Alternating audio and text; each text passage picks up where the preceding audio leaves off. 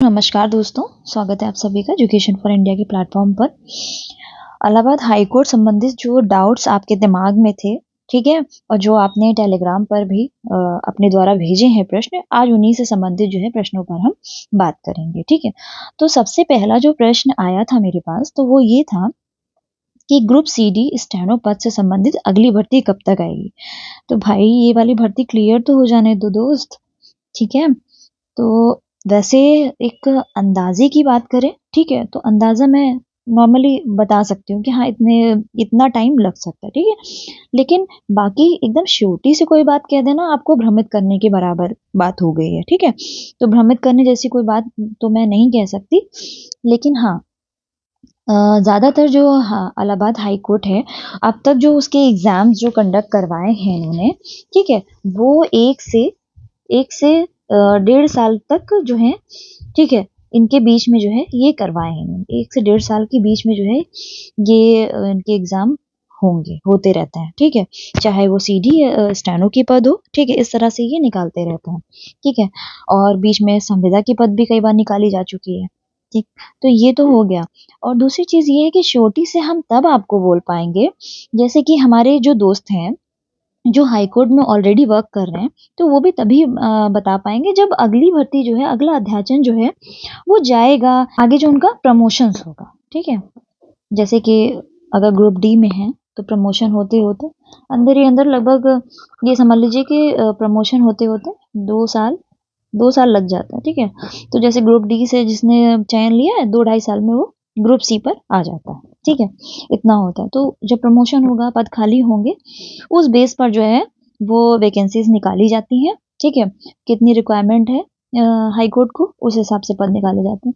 तो वो समय अंतराल जो है आपको बहुत बहुत क्लियर जो है वो 3 से 4 महीने पहले जो है आपको एकदम क्लियर बताया जा सकता है, ठीक है?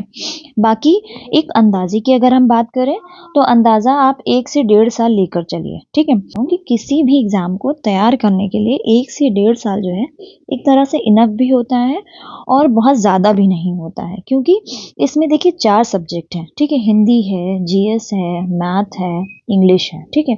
तो सबसे बड़ा जो हमारा हर्डन होता है वो ये होता है मैथ और इंग्लिश का, ठीक है। तो इसके सारे चैप्टर क्लियर करना, उसे प्रैक्टिस करना, ये सारे इसका कोर्स जो है बेसिक पूरा कंप्लीट करना, नए स्टूडेंट की बात कर रही हूँ, ठीक है। पुराने स्टूडेंट तो 2-3 महीने में इसको कवर कर लेंगे, क्योंकि उनका बेसिक क्लियर होता है, ठीक है।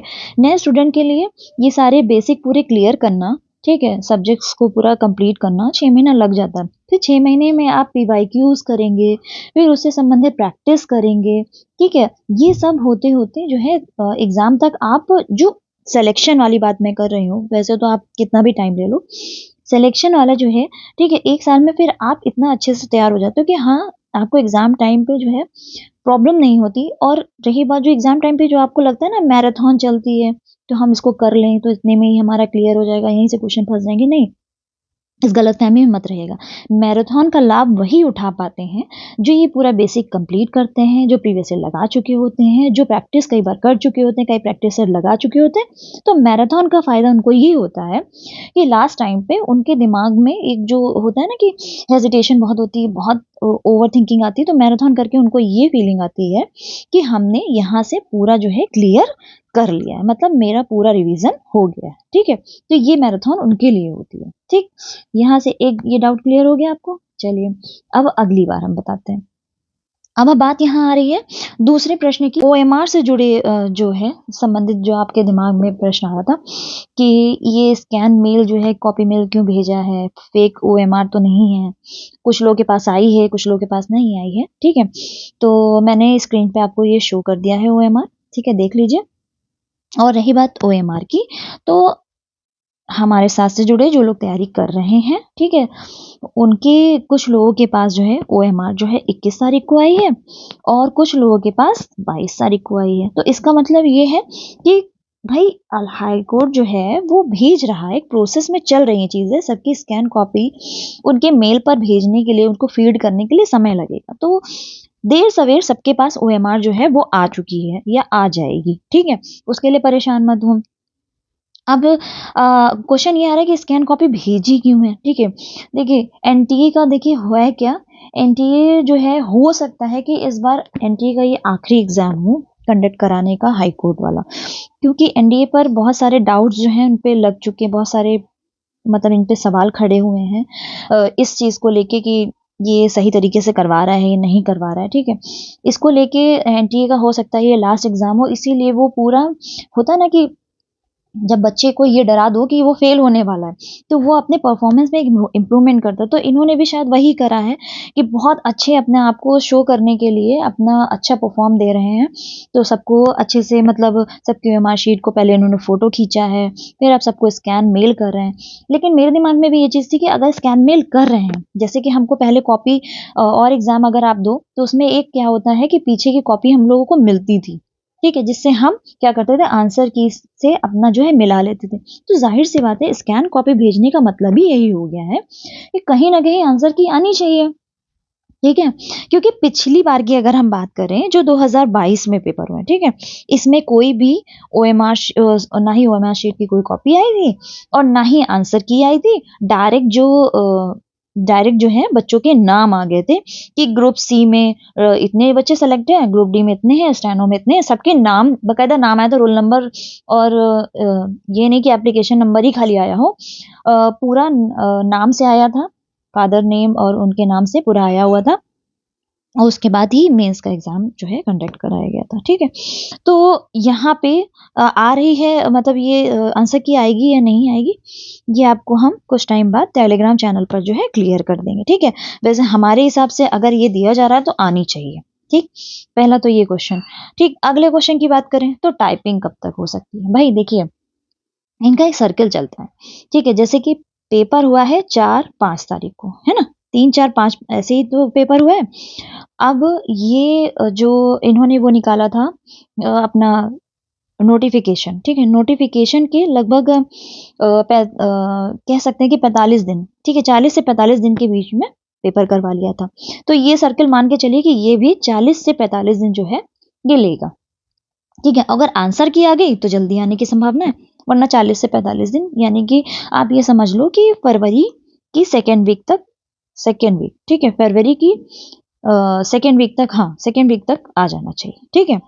तो वहाँ पे आपको ये क्लियर हो जाएगा और उससे पहले ही हमें ये पता चल जाएगा, सेकंड वीक तक हमें पता चल जाएगा कि हमारा नाम है कि नहीं है या आंसर की आ रही क्या है, ये सब चीज़ें पता चल जाएँगी और अप्रैल तक जो है अप्रैल तक इसका मेंस हो जाएगा, ये दिमाग में रखिएगा, ठीक? अब क्वेश्चन था कि फाइनल जॉइनिंग कब तक होगी? तो देखिए फाइनल जॉइनिंग जो है वो जून तक कंप्लीट हो जाएगी, ठीक है? फाइनल जॉइनिंग मतलब ये नहीं कह रही हूँ कि सिर्फ़ जॉइनिंग लेटर आपके हाथ में होगा। फाइनल जॉइनिंग का मतलब मैं ये कहना चाह रही हूँ कि जून तक हो सकता है पूरी संभावना है कि आपको मतलब नौकरी बाकायदा आप करने जाओगे, ठीक है? जुलाई से आप सैलरी उठाना स्टार्ट कर दोगे। जून से आप जॉइनिंग ले लोगे। ये है फाइनल जॉइनिंग का, ठीक? एक क्वेश्चन और डाला था इन्होंने कि बच्चों ने कि group C D steno driver के सेफ स्कोर क्या है? तो भई मैं दोबारा आपको बता दे रही हूँ कि सेफ स्कोर को लेके मैंने ऑलरेडी जो है वीडियो बना दिया है। उसमें सारे जो हैं आपको बता दिए हैं कि किस वैकेंसीज़ के लिए कितना स्कोर जा सकता है। देखिए ये संभावित है, ठीक है? संभावित ही हम बता सकते हैं क्योंकि मैं आयोग नहीं हूँ इसलिए श्योरिटी नहीं दे सकती हूँ, लेकिन जो एक्सपीरियंस के हिसाब से है वो मैं बता रही हूँ, ठीक है? पेपर आसान लोगों को लग रहा है कि पेपर आसान आया है, ठीक है? तो स्कोर ज़्यादा जाएगा। हाँ, हो सकता है ज़्यादा जाए, लेकिन एक चीज़ जो हमें ये बताइए कि जब पिछली बार पेपर 2021 का हुआ था, लाइक 20-21 का, तो सॉरी 19 का, है ना? 19 का जो हुआ था 19-20 में जो हुआ था पेपर, तो उसमें क्या हुआ था बहुत ईज़ी क्वेश्चन आए थे। बहुत ईज़ी क्वेश्चन आए थे, ठीक है? लेकिन फिर 2022 में जो हुआ, उसका क्या हुआ? ये बताइए। उसमें क्या हुआ? उसमें हुआ ये कि पेपर जो है टफ आ गया। तो तैयारी जो है आपकी करवाई गई थी, वो ईज़ी से लेकर टफ तक करवाई गई थी, ठीक है? सारी तैयारी जो है ईज़ी से लेकर टफ करवाई गई थी, ताकि आप जो है पूरा मतलब अच्छे से तैयार हो पाएँ। तो हुआ ये था कि हिंदी में जब इतनी अच्छी तैयारी करने के बाद भी, टफ पेपर होने के बाद भी यहाँ से बच्चों ने 25 में 24 जो है आंसर्स लेकर मतलब इतना सही करके आए हैं। आप चाहें तो जितनी वीडियो मेरी पुरानी है उसमें जाके कमेंट सेक्शन में आप देख सकते हैं। और उनकी टेलीग्राम से भी मेरी बात हुई थी, कईयों की तो ज्वाइनिंग भी हो चुकी है। ठीक है, तो ये सेफ स्कोर जो है लेकर आए हैं, इसलिए मैं कह रही हूँ। ठीक है, अब इस बार पेपर जो है इजी आ गया। तो जब हम टफ की तैयारी करते हैं तो कभी कभी होता ये है कि इजी पे हमारा ध्यान नहीं जाता। हम सोचते हैं हमको ये आता है, तो हम क्या करते हैं, उसको देखते नहीं है। ठीक है, और यही से क्या हो जाता है, उस क्वेश्चन पे डाउट क्लियर हो जाता है। ठीक है, वहां पे डाउट हो जाता है कि ये होगा कि ये होगा, एक नंबर गया। तो इसलिए मैंने बहुत ही सोचते हुए ये जो है आपको स्कोर जो है दिया है। ठीक है, देखते हैं बाकी थोड़ा ऊपर नीचे तो होगा ही, नीचे तो नहीं ऊपर ही होगा। ठीक है, तो एक सेफ स्कोर जो है मान के चलिए। और अपना अगर आपको लग रहा है कि आप जो मैंने सेफ स्कोर बोला है उससे ज्यादा नंबर है, तो भाई मेंस की तैयारी शुरू कर दो। क्योंकि टाइपिंग, ठीक है, और जो स्टेनो आता है इसका, ठीक है, वो इतना आसान नहीं होता जितना आप समझ रहे हो। ठीक है, तो इसको तैयारी करो। और स्पीड जो है, आप सोच रहे हो एक महीने में स्पीड आ जाती है, तो ऐसा नहीं होता। एक महीने में आप सीख तो सकते हो, लेकिन जो स्पीड उसको चाहिए हाई कोर्ट को, वो स्पीड नहीं आती है। ठीक है, तो आप इस पे करते रहो। भगवान ना करे ऐसा हो कि आपका ना हुआ हो, लेकिन अगर नहीं हुआ तो भाई अगले के लिए तैयारी करो। इसमें बहुत सारे स्टूडेंट होंगे जो यूपी ट्रिपल एससी की भी तैयारी कर रहे होंगे। ठीक है, उनको भी मैं बताऊंगी। ठीक है, अगर वो हैं तो कमेंट सेक्शन में बताइए। जितने भी बच्चे यूपी ट्रिपल एससी मेन से संबंधित हैं उनको बताइए, क्योंकि मैं ऑलरेडी उसकी तैयारी करवा रही हूँ। और उसका पूरा जो कोर्स है वो कंप्लीट कराया जाएगा, चाहे वो हिंदी हो, चाहे वो आपका यूपी स्पेशल हो, और चाहे वो कंप्यूटर हो। ये तीनों सब्जेक्ट जो है आपके कंप्लीट कराए जाएंगे। रीजनिंग तो प्रैक्टिस पर होता है। ठीक है, तो वो तो हो ही जाएगा। तो ये रहा आपके सारे डाउट्स को लेके जो क्वेश्चंस हैं आपके, वो सारे ही क्वेश्चन मैंने क्लियर कर दिए। इसके अलावा भी आपको लग रहा है कि और भी क्वेश्चंस जो हैं जो आपको पूछने हैं, तो आप ये कर सकते हैं कि आप हमारे टेलीग्राम चैनल से जुड़ जाइए। ठीक है, लिंक जो है वो डिस्क्रिप्शन में दिया हुआ है। इसके अलावा जिनको स्कोर जानना है उसका लिंक भी जो है वो हमने कमेंट सॉरी डिस्क्रिप्शन में दे दिया है। आप वहां से जाके देख लीजिएगा। ठीक है, कोई क्वेश्चन हो टेलीग्राम पे आके पूछ लीजिए, ज्वाइन करिए, पूछिए।